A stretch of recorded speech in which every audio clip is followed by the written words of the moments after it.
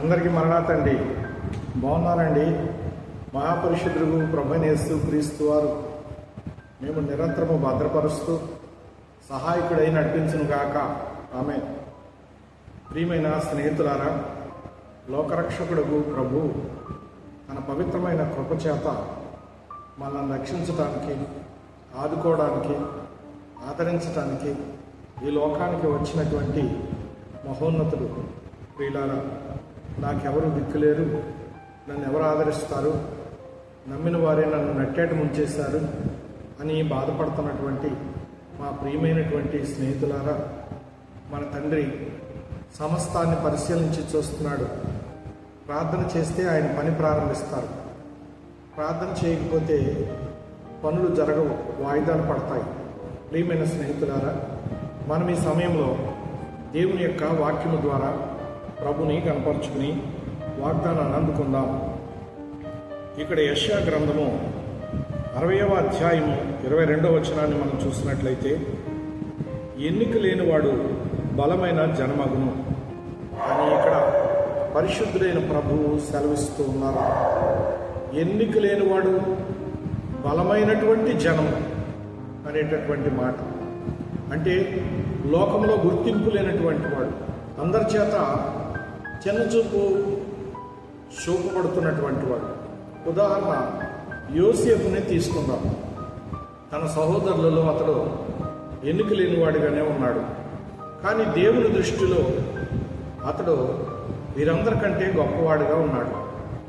ప్రియులారా, అతని సహోదరులు ద్వేషంతో కొట్టి గోతులో వేసి అతన్ని పరాయి దేశానికి బానిసగా ఇష్మాయేలీలకు అమ్మివేశారు. ప్రియులారా, ఇప్పుడు తండ్రిని మోసగించడానికి క్రూర జంతువు తినివేసిందని అబద్ధమాడి కొన్ని అబద్ధ సాక్ష్యాలు అక్కడ పెట్టారు. ప్రియులారా, తండ్రి ఎంతో కన్నీటి పర్యంతం ఏడ్చాడు, అంగలార్చాడు. ఆయన ప్రార్థనాపరుడు. ప్రియులారా, యాకోబు తన కుమారుని కొరకు అంగలార్చాడు. ప్రియులారా, కుమారుడు అంగలార్చాడు, ప్రార్థించాడు. ఐగుప్తుకు వెళ్ళిన యాకోబు, ఇక్కడ యోసేపు ఒంటరి అయ్యాడు. ఎన్నో బాధలు అనుభవించాడు, ఎన్నో కష్టాలు, శ్రమలు అనుభవించాడు.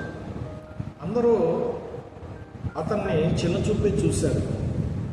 చివరకు అతడు దేవునికి ప్రార్థించటం వలన అతడు ఎక్కడ ఉంటే అక్కడ కలిసి రావడం ప్రారంభమైంది. ఆశీర్వాద పర్యంతము ఆ ప్రదేశాలన్నీ దీవించబడటం ప్రారంభమయ్యాయి. ఒక కుటుంబంలో ఉంటే కుటుంబం ఆశీర్వదించబడింది. తర్వాత అతడు దేవుని మహాకృప చేత అభివృద్ధి పొందుతూ ఉన్నప్పుడు, అంటే ఆత్మీయాభివృద్ధి పొందుతూ సౌందర్యవంతుడైనప్పుడు సాతాను అతను శోధించింది. ప్రియులారా, చెరసాలకు వెళ్ళాడు.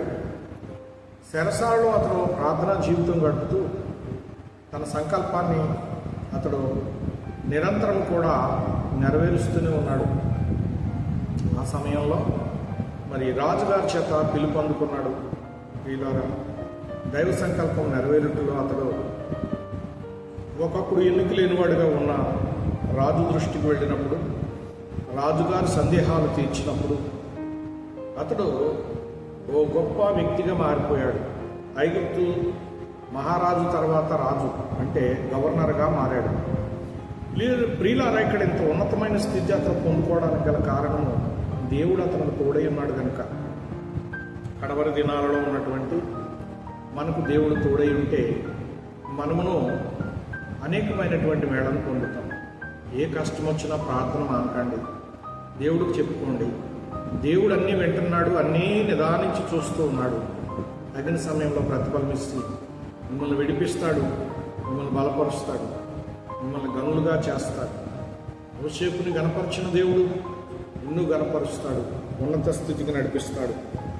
ప్రియమైనటువంటి స్నేహితులారా, మరి ఆ సందర్భంలో ఎన్నిక లేనటువంటి వాడు బలమైనటువంటి గొప్ప రాజయ్యి వర్ధిల్లి అనేకులకు ఆహారం ఇచ్చి పోషించి అతడు అన్నదాతగా నిలిచాడు.